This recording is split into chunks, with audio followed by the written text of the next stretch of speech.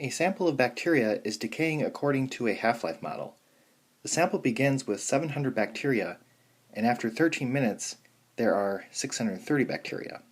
Part A says, how many bacteria remain after 19 minutes? Part B says, after how many minutes will there be 20 bacteria remaining? So my first step is to find K, and I want to label all of the information that I know. So A is equal to 630, A0 is 700, K we don't know, and T is equal to 13.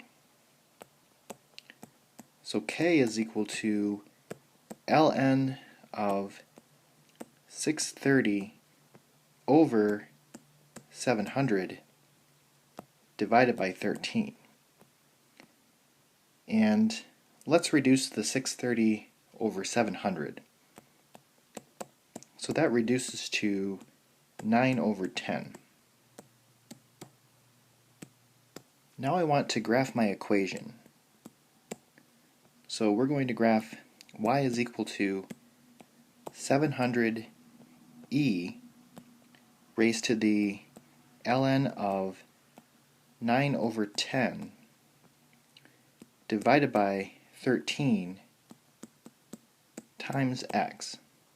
So I enter in my equation into my y1, and now let's go to the window menu, and I know that my y max is going to be 700 because there's initially 700 bacteria.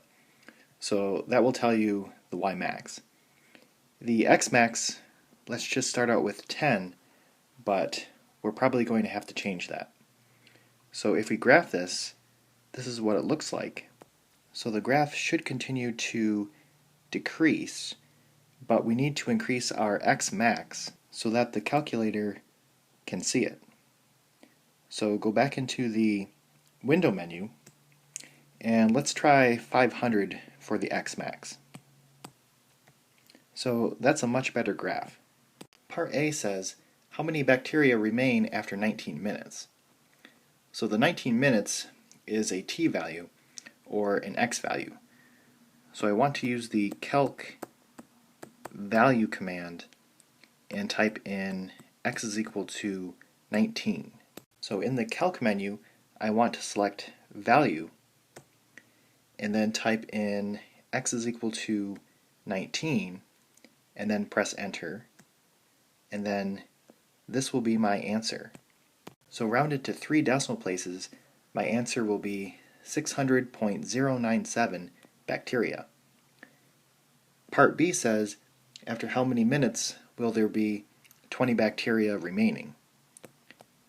So the 20 bacteria is a y value, which means I want to type in 20 into my y2 and then use the calc intersect command. So we want to go to the calc menu and pick number 5, which is the intersect command, and it will ask for the first curve, so we can press enter, and then the second curve we just press enter, and a guess we just press enter. So this will be our intersection point, and we want the x value. So rounded to 3 decimal places, our final answer will be 438.680 minutes.